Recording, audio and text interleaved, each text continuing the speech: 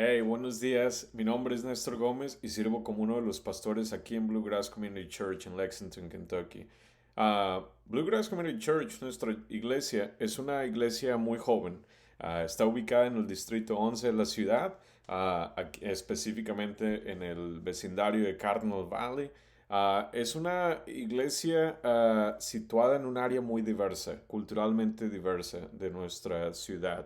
Ah, Probablemente una de las áreas más diversas en todo el centro de nuestro estado.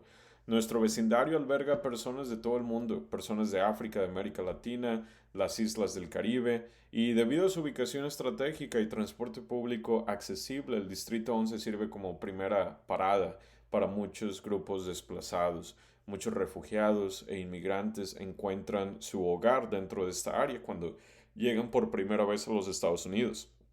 Si pudiera usar una palabra para describir el Distrito 11, específicamente la comunidad de Cardinal Valley, que es nuestro vecindario, sería preparación. Cardinal Valley es una comunidad donde las personas vienen completamente preparadas para una nueva vida, un nuevo comienzo, dispuestas a hacer cualquier cosa para asegurar un mejor futuro para ellos y para sus familias. Así como un músculo se pone tenso cuando está listo para la acción, nuestro vecindario también puede ser un lugar de tensión. Esta tensión a veces puede salirse de control, lo que resulta en quebrantamiento y angustia. Pero no toda la tensión es mala, ¿verdad? No toda tensión es mala. En las circunstancias adecuadas, la tensión puede ser buena. Un ejemplo de esto es una técnica que utilizan los levantadores de pesas y los fisioterapeutas para optimizar la fuerza, la resistencia y el crecimiento muscular, conocida como tiempo bajo tensión. Basado en esta técnica, tres cosas son esenciales para que los músculos crezcan de una manera saludable. Tiempo, tensión y una postura correcta. Ah, si alguno de estos tres elementos está desequilibrado, el músculo no crecerá sanamente o de otra manera se puede atrofiar, ¿verdad? Se puede lesionar. En Mateo 25, el capítulo del cual vamos a estar leyendo el día de hoy, en Mateo 25 Jesús se encuentra en el Monte de los Olivos. Él se encuentra dando su última predicación, su última enseñanza a sus discípulos antes de ser crucificado. Como el gran maestro que Jesús era, él presenta su enseñanza a través de tres parábolas o tres analogías. Estas tres parábolas están destinadas a dirigir los ojos de los discípulos a la segunda venida de Cristo, uh, y a enseñarles cómo es que deben de esperar, ¿verdad? Cómo es que se deben de preparar para su segunda venida. Jesús responde una pregunta fundamental en este sermón que él predica. Esta pregunta es, ¿cómo es que sus seguidores deben de prepararse para su regreso? Debemos de tener cuidado, mucho cuidado, de no leer estas parábolas como una respuesta a cómo es que alguien entra en el reino de Dios o cómo es que alguien es justificado. Esto no es lo que Jesús está enseñando aquí. Recuerda que Él le está predicando a sus seguidores y no a no creyentes. En la primera parábola, la parábola de las 10 vírgenes, Jesús nos llama a tener esperanza mientras pasa el tiempo y esperamos por su regreso. En la parábola de los talentos, Él nos llama a permanecer fieles mientras confiamos en Dios a través de las tensiones de la vida. Y en la parábola de la oveja, de las ovejas y las cabras, nos llama a adoptar una postura de misericordia. De hecho, nos ordena a amar y a extender misericordia a los pobres, a los marginados y a los que el mundo pasa por alto. Mientras esperamos a la segunda venida de Jesús, debemos de vivir como personas fieles y llenas de esperanza, como hombres y mujeres que aman la misericordia. En 1 Corintios 13:13 el apóstol Pablo nos habla sobre qué es el amor, la importancia del amor, y nos dice, ahora bien, estos tres permanecen, la fe, la esperanza y el amor, pero el mayor de ellos es el amor. ¿Por qué? Porque cuando Él regrese, cuando Jesús regrese, la fe y la esperanza ya no van a ser necesarias. Ya no vamos a tener que tener fe o tener esperanza, ya vamos a estar con nuestro Salvador. Pero el amor nunca va a tener fin, el amor va a permanecer. El amor es la virtud omniabarcante, abarca todo, atribuida a Dios. De estos tres, esperanza, fe y amor, el amor es el único que describe a nuestro Señor. Es muy importante conocer a Dios en la forma en la que las escrituras nos hablan de Él.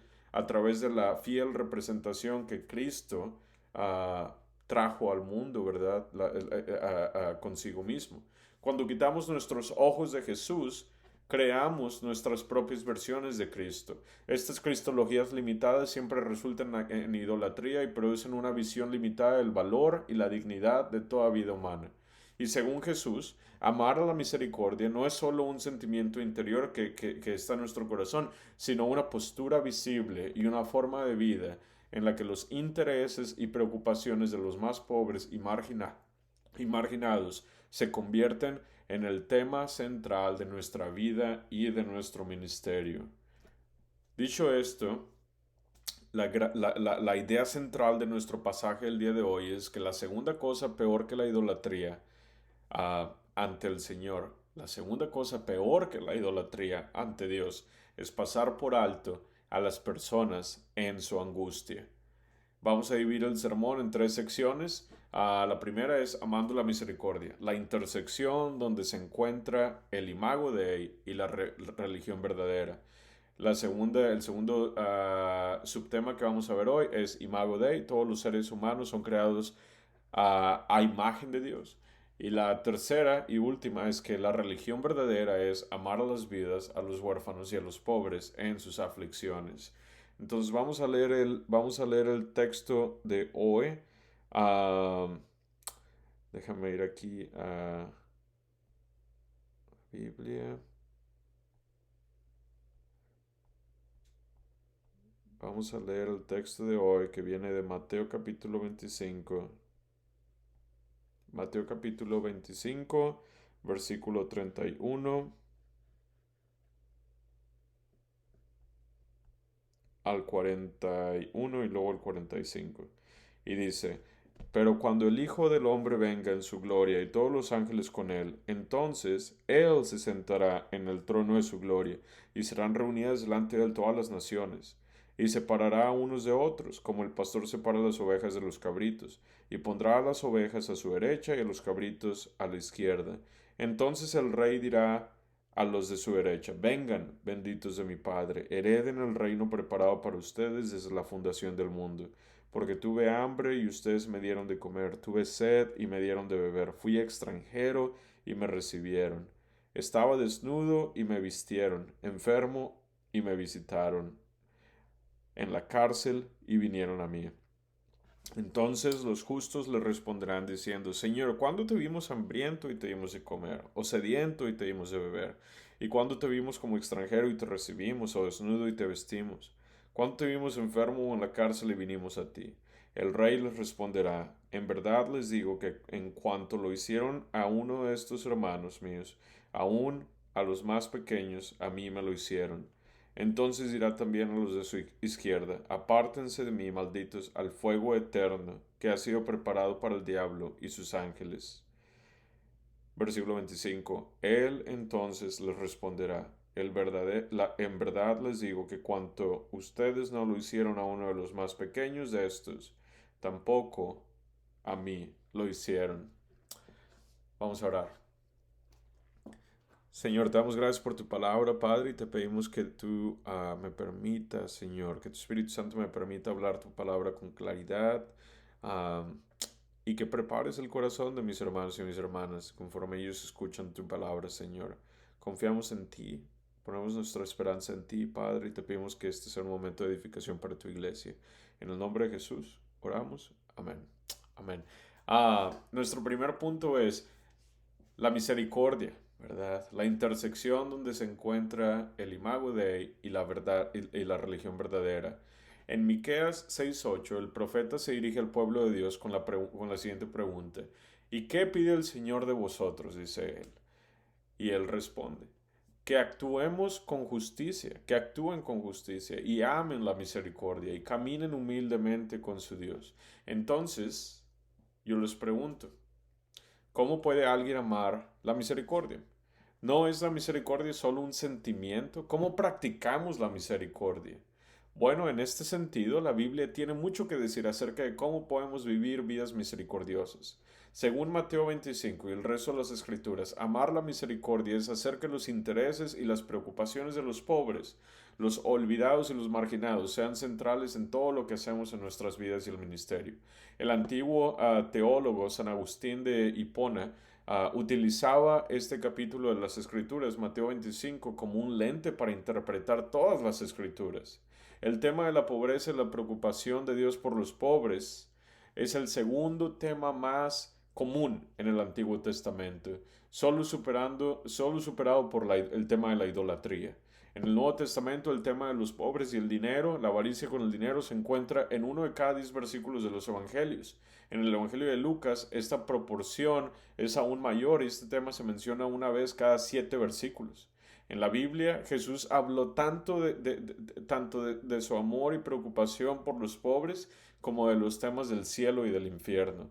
A medida que avancemos en este texto, veremos que los pobres no son solamente los pobres en espíritu, sino aquellos que se encuentran en situaciones vulnerables, en apuros, aquellos que están siendo pasados por alto por el mundo.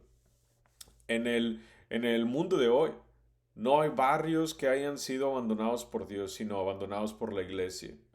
John Fuller, un teólogo, ¿verdad? Cristiano, tenía esa frase, que en el mundo de hoy no hay barrios que han sido abandonados por Dios, sino abandonados por la iglesia. Dios nunca abandona a sus hijos. La Biblia no puede ser más clara sobre lo que significa amar a la misericordia para Dios. En Mateo 22, 34 y 40 aprendemos de un tiempo en que un fariseo, un experto en la ley, le hizo una pregunta a Jesús solo para probarlo. Él dijo: Maestro, ¿cuál mandamiento de la ley es el mayor? Sin dudarlo, Jesús le dijo: Ama al Señor tu Dios con todo tu corazón, con toda tu alma y con toda tu mente. Este es el mandato más grande y más importante. Jesús podría haberse detenido ahí, pero no lo hizo. Jesús entonces dijo: el segundo es semejante: ama a tu prójimo como a ti mismo. Toda la ley y los profetas dependen de estos dos mandamientos. ¿Por qué? El fariseo tal vez pensó: ¿pero qué pasa con los otros 611 mandamientos, leyes? Probablemente pensó él, ¿verdad? Refiriéndose a las 613 leyes en la ley de Moisés. Pero Jesús le dijo, ¿verdad? Si ignoras estos dos, ama a Dios y ama a tu prójimo, has perdido el punto de todas las escrituras. Estos dos son como las alas de un avión. El ala derecha se llama ama a Dios y la otra se llama ama a tu prójimo. Dentro de este avión encuentras el resto de las escrituras. Si una de estas dos alas está dañada, todo el avión se estrella. Al igual que este fariseo, hoy necesitamos que se nos recuerde la importancia de estos dos mandamientos. La totalidad de las escrituras, la totalidad de la Biblia depende de estos dos. Si ignoramos uno de estos dos, todo el avión se estrella.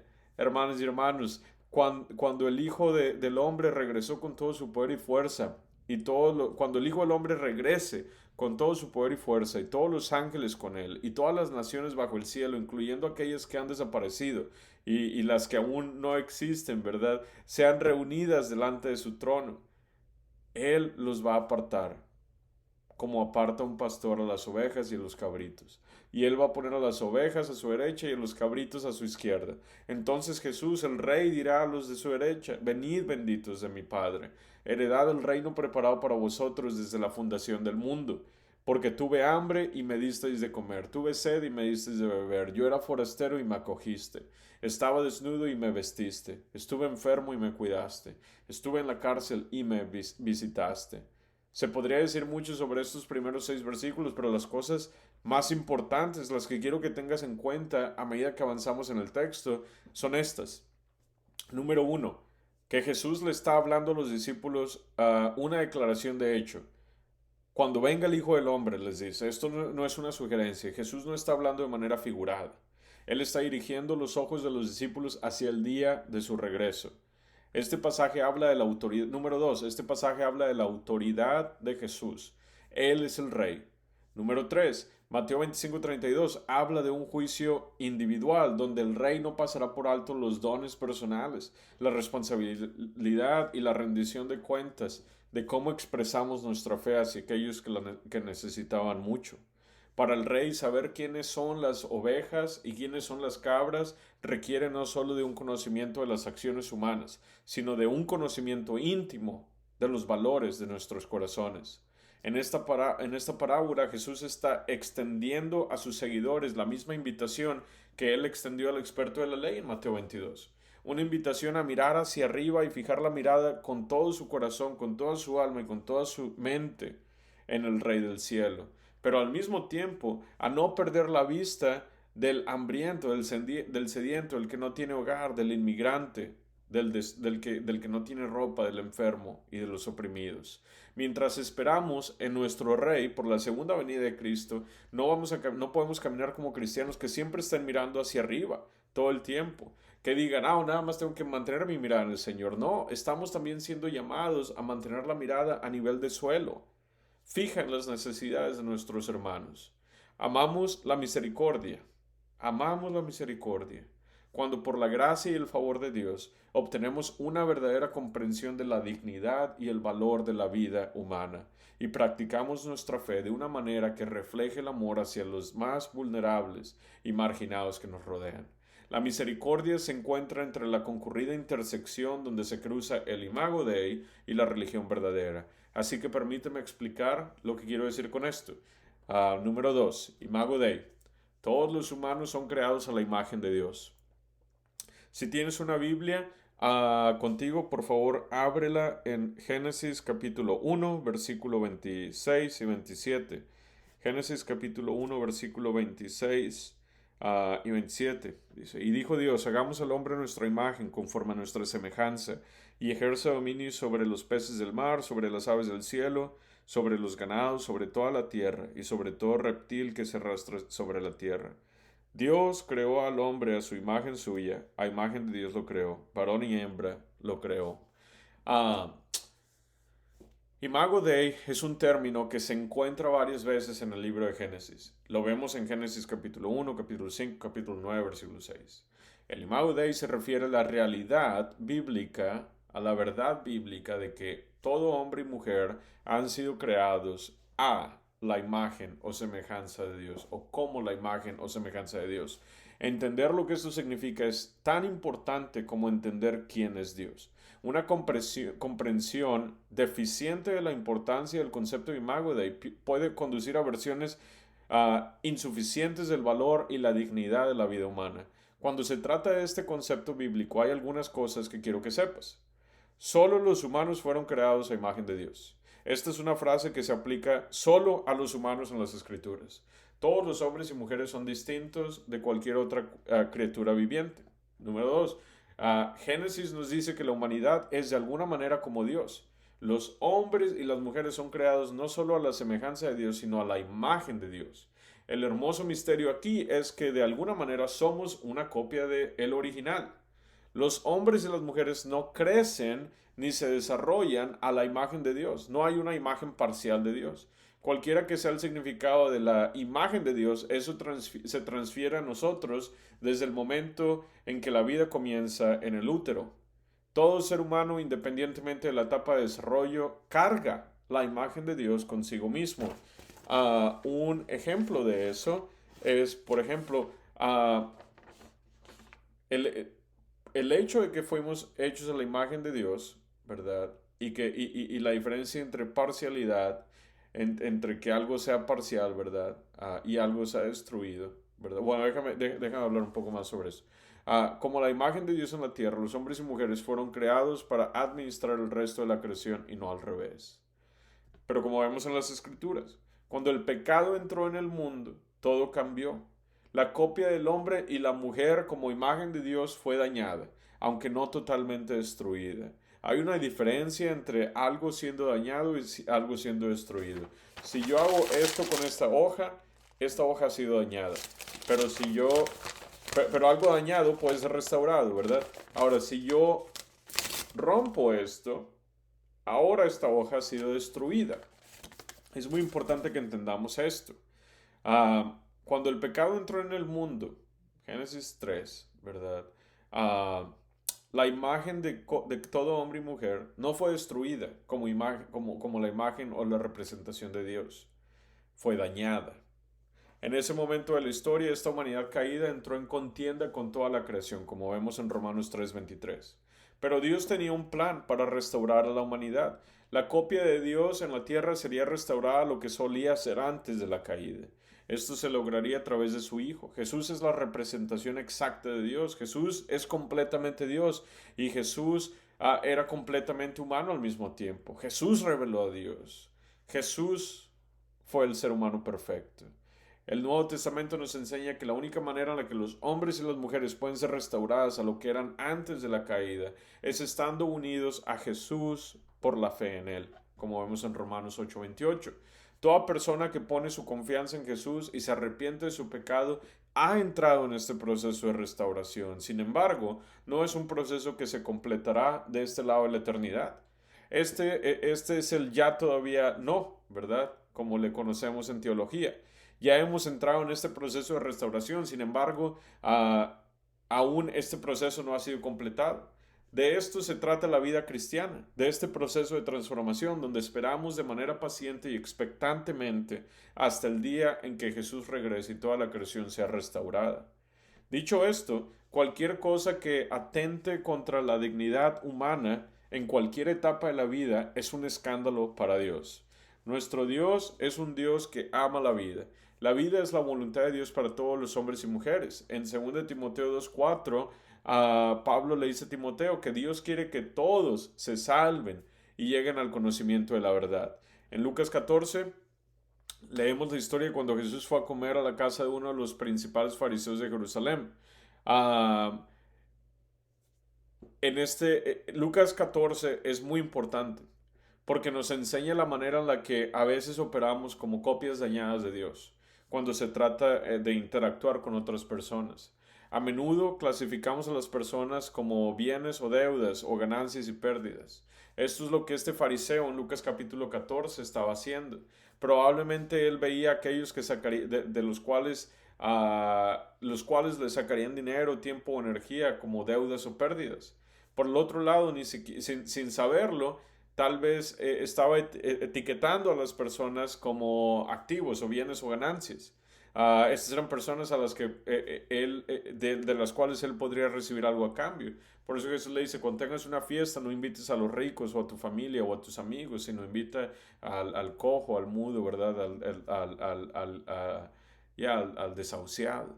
Y no siempre tiene que ser, a veces cuando se trata de categorizar a personas, lo cual está muy mal, a veces no se trata solamente de categorizar personas en base a si vas a tener una recompensa económica o no, pero podría ser simplemente el hecho de decir, pues quiero estar con esa persona porque puedo pasar un buen momento con esta persona.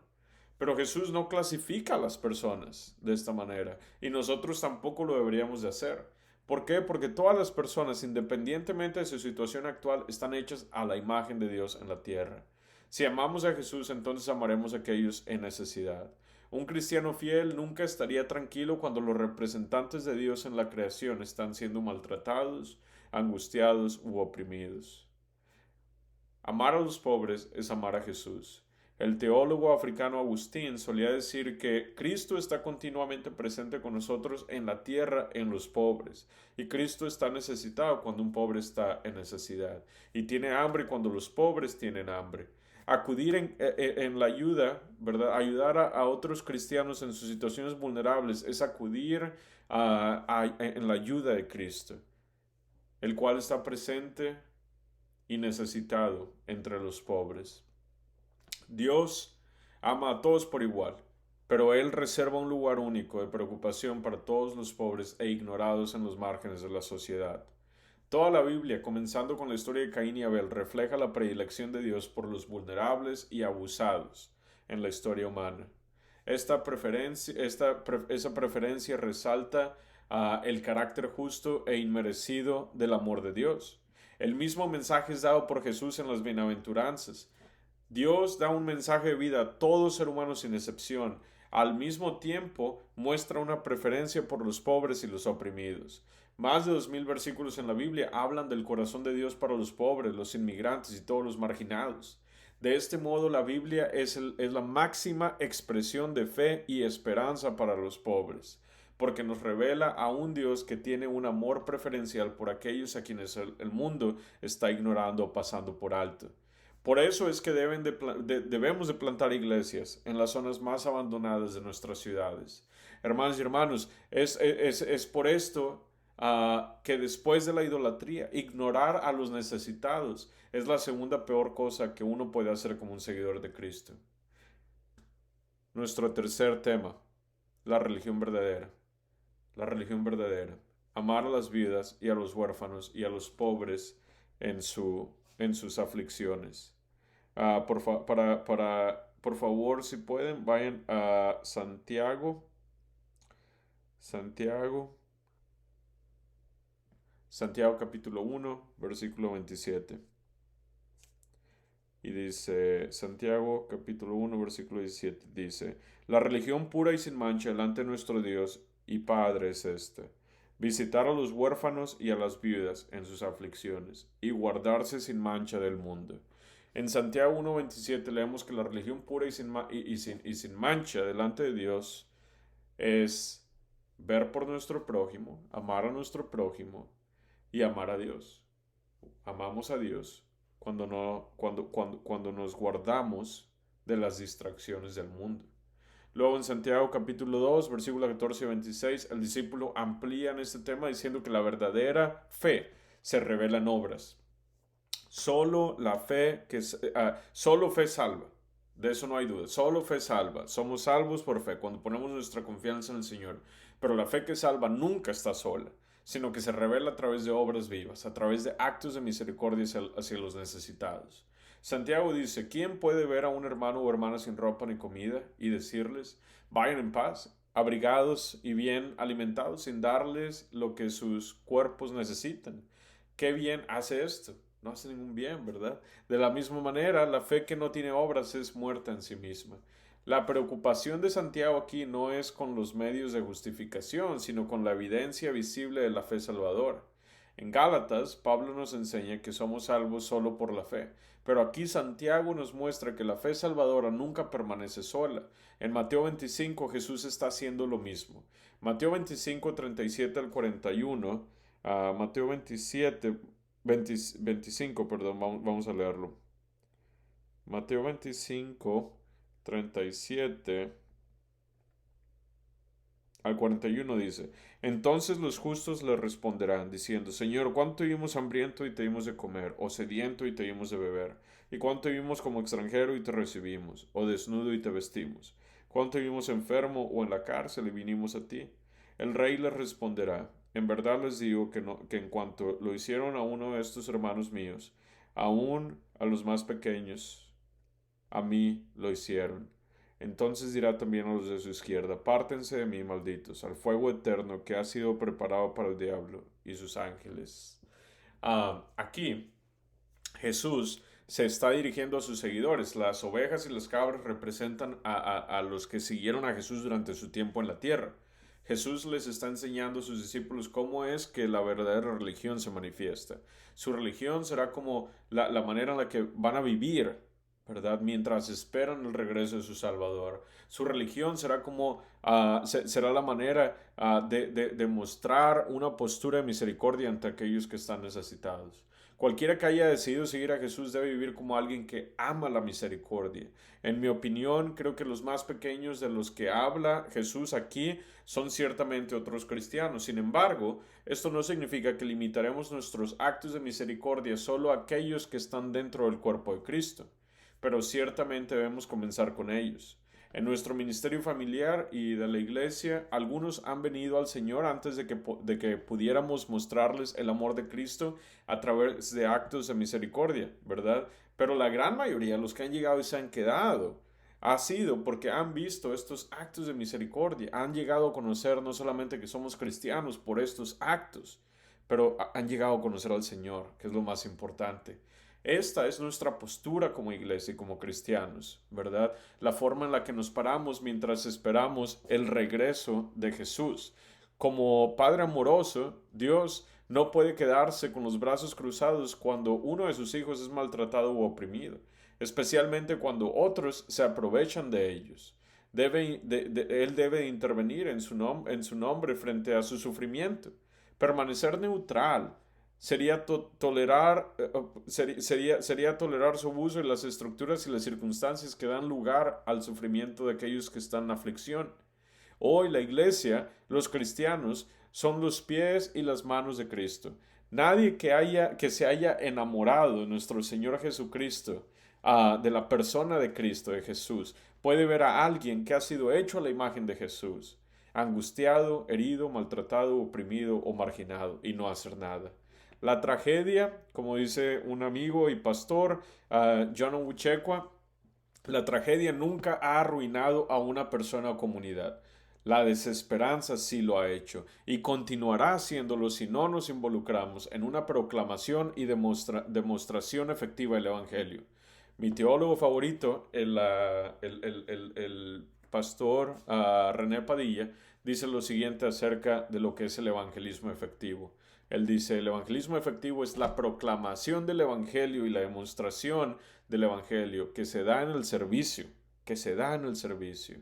La proclamación sin demostración es incompleta, es como mutilar el Evangelio. En consecuencia, contrario a la voluntad de Dios, desde esta perspectiva es una tontería preguntar sobre la importancia relativa de la evangelización y la responsabilidad social. Esto sería equivalente a preguntar sobre la importancia relativa del ala derecha de un avión o el ala izquierda. Esta pregunta es una de las preguntas, es el final de la cita. Esta pregunta es una de las preguntas que siempre me persigue como pastor. Siempre me estoy preguntando, ¿son suficientes el enfoque teológico y la práctica del ministerio de nuestra iglesia para la necesidad contextual de nuestros vecindarios más abandonados y afligidos en el área en la que estamos plantando? La misericordia amorosa incluye tanto la proclamación como la demostración de las buenas nuevas de Dios a través de estas tres cosas: la enseñanza cristiana, nuestra presencia en medio de los más afligidos y el compromiso social para la transformación del necesitado. La fe, como un concepto abstracto, nunca es suficiente. Jesús tenía un término para la fe teórica, era hipocresía. En Mateo 25 las cabras son aquellos que solo tenían una visión abstracta de la fe. Hoy en nuestras ciudades, en nuestras calles, barrios y distritos, donde las necesidades y los problemas que enfrentan las personas son tan visibles y tangibles, tan abrumadores, las soluciones permanecen siendo decepcionantes. En estas áreas la iglesia no es solamente importante, sino indispensable. Nosotros podríamos vivir sin un pulmón, sin un riñón, sin un ojo, sin un brazo, pero sin lo que no podríamos vivir es sin un corazón, ¿verdad? Las iglesias en el mundo, la iglesia en el mundo es lo que el corazón es para el cuerpo humano, esencial, indispensable. Necesitamos iglesias con una práctica de su fe sólida, porque la iglesia es el único ejemplo tangible de un Dios bueno en un mundo que está quebrantado. La verdadera religión requiere fe, fe encarnada en obras de amor, en misericordia y en justicia. Nuestra religión debe enfatizar la encarnación de la justicia y la creación de un orden social justo, sobre teorías y creencias abstractas. La iglesia debe ser evangelizadora de los pobres y solidaria con ellos. Testiga el valor de las riquezas de un Dios bueno y humilde, de un Dios bueno. Y humildemente la iglesia debe servir a aquellos que están sufriendo. Los pastores de la iglesia y los demás miembros del pueblo de Dios tienen que correlacionar su vida y sus palabras, sus actitudes y acciones con las exigencias del Evangelio, pero también con las necesidades de los olvidados, de los desatendidos, los abandonados. Y como dice el pastor Taviri Anyawile, esto debe suceder desde las 4 esquinas de nuestra cuadra hasta las 4 esquinas del mundo. Para concluir, vamos a leer Mateo capítulo 25, versículo 45. Jesús dice aquí, Él entonces les responderá, en verdad les digo que en cuanto ustedes no lo hicieron a uno de los más pequeños de estos, tampoco a mí lo hicieron. El último sermón de Jesús en la tierra nos enseña que nuestra compasión hacia los más vulnerables de la sociedad serviría como un barómetro de la sinceridad de nuestra relación con Él. Jesús no solo se identifica con los más pobres y marginados, sino que se hace uno con ellos. Aquí Jesús se hizo a sí mismo el hambriento, el desnudo y aquel sin hogar y el indeseable. Estando Jesús en Jerusalén, en este banquete, en Lucas capítulo 14, la historia que te comentaba sobre el fariseo que estaba categorizando people, solo quería tener a la gente que a él le agradaba en sus fiestas. Jesús dio tres discursos. Uno a los invitados, uno al anfitrión, a este fariseo, pero el más importante es el que le dio a la persona que estaba, una persona que estaba en acuerdo con él, una persona que estaba tratando de intercambiar cumplidos con Jesús. Pero Jesús no es alguien con el que al que puedes engañar. Él conoce el corazón, ¿verdad? En su tercer discurso, él se dirige a este hombre y le dice, un hombre estaba dando un gran banquete e invitó a muchos. A la hora del banquete envió a su criado a decirle a los invitados, hey, ya vengan porque todo está listo, las mesas, los postres, comidas, bebidas están listas. Pero sin excusa, todos comenzaron a poner excusas. El primero de estos tres invitados, el primero se acababa de invertir en bienes raíces. Había comprado un campo y tenía que ir a verlo. Nada mal con eso, ¿verdad? El segundo había invertido en su negocio, comprando 5 yuntas de bueyes y tenía que ir a probarlas. Estaba invirtiendo en su negocio. Y el tercero se había casado. A estos tres hombres les estaba yendo muy bien en la vida, ¿verdad? Cualquiera hoy diría que estaban invirtiendo en cosas buenas. Pero este es el problema con la idolatría, que la idolatría le gusta colarse sutilmente y vestirse como algo noble. Y al final termina distrayendo a las personas de lo que realmente importa. Pero cuando el criado volvió e informó estas cosas a su señor, el amo se enojó y le dijo a su sirviente, ve pronto por las calles y ve ahora por las calles y los callejones de la ciudad y trae a los pobres, a los mancos, a los ciegos y a los cojos, a los indeseables. Pero el sirviente dijo, amo, ya he cumplido eso, ya hice lo que tú me dijiste y no los encontré. La gentrificación tal vez había empujado a aquellos que la gente no quería a los márgenes de la ciudad, pero el maestro lo sabía y quería a los indeseables de la sociedad en su mesa, en su fiesta. Así que le dijo a su sirviente que saliera otra vez. Le dijo, ve a las carreteras y a los cercados, pasa por debajo de los puentes y ve a los barrios más abandonados. Ve a esos lugares donde nadie quiere vivir. Ve a los márgenes de la sociedad y oblígalos a entrar para que se llene mi casa. Este sirviente volvió a empacar y salió con una misión muy clara. Hoy muchos de estos siervos que aman la misericordia como este sirviente se paran justo en medio de esa concurrida intersección donde se encuentra el imago Dei y la verdadera religión. Vamos a orar. Vamos a orar. Padre que estás en los cielos, amante de la misericordia y defensor de los pobres, te damos gracias, Padre, por tu palabra. Te damos gracias por Jesús, en quien encontramos restauración. Hermanos y hermanas, tengamos cuidado al entrar en la creación de Dios porque no nos pertenece. Seamos amables y gentiles, seamos humildes ante Dios. Por último, seamos rápidos para atender las necesidades de nuestro prójimo mientras aprendemos a amar la misericordia. Nos encomendamos en tus manos, Padre. En nombre de Jesús. Amén. Amén.